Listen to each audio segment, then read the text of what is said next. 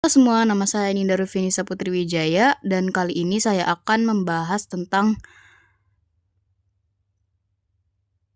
demografis kebantenan dan juga sumber daya di Banten.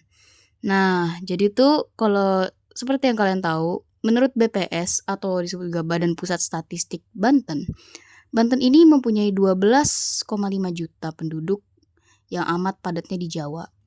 Nah, jadi tuh penduduk ini tuh tersebar di 4 kabupaten maupun kota. Dan kalau kalian menanya siapa aja tuh? Nah, itu ada suku Sunda dan suku Baduy yang sudah hidup makmur dan saling menghormati maupun menjaga tradisi seksama di pendalaman Lebak. Nah, sekalian itu mari kita lanjut ke struktur sosialnya. Jadi, Banten ini mempunyai akar sejarah yang sangat lebat dan semenjak masa Kesultanan Banten di abad ke-16 dan pada masa ini ajaran Islam pada zaman dahulu menjadi sebuah fondasi utama di Banten. Tetapi secara tradisionally ada 2 tokoh yang benar-benar menginspirasikan Banten. Nah, siapa aja tuh? Jadi pertama yaitu kiai atau ulama mereka jadi kiai atau ulama ini mereka sebuah pemimpin agama maupun spiritual dan yang kedua ini ada yaitu namanya Jawara. Nah, Jawara ini adalah sebuah tokoh yang ahli dalam silat.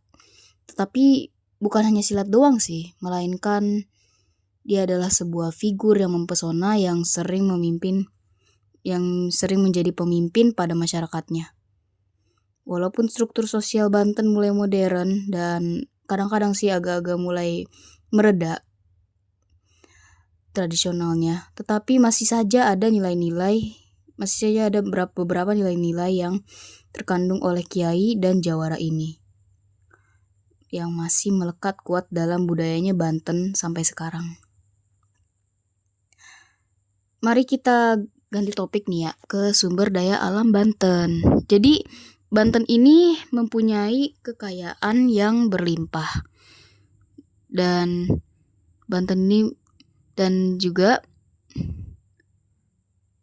ini mempunyai lahan-lahan yang subur yang non-subur yang terus dimanfaatkan untuk pertanian seperti padi, palawija, kelapa maupun karet. Jikalau kalian lihat pada lautannya itu sangatlah melimpah. Garis pantai Banten yang panjang sangat memungkinkan untuk budidaya laut dan juga termasuk ekosistem yang penting seperti mangrove maupun terumbu karang.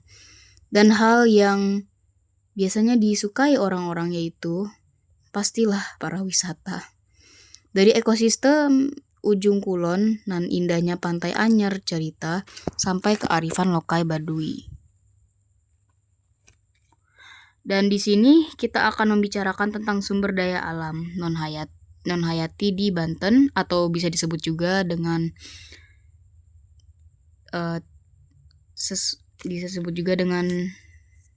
tidak diperbarui. Banten ini kaya amat akan mineral tambang dan juga potensi emas cikokok, batu bara pasir kuarsa sampai bahan baku semen dan mineral industri dan yang lainnya.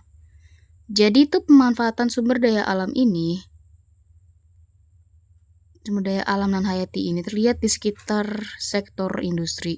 Sebagai contoh nih, di kota Cilegon yang dijuluki kota baja, dikarenakan Cilegon ini mempunyai baja yang terbanyak di penambangannya sesampai menjadi pusat industri baja terbesar di Asia Tenggara.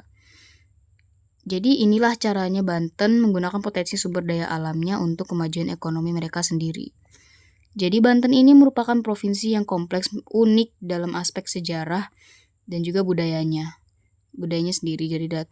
Dan juga dari data kependudukannya itu sangat padat banget ya. Juga warisan sosial budaya kiai dan Jawara masih digunakan.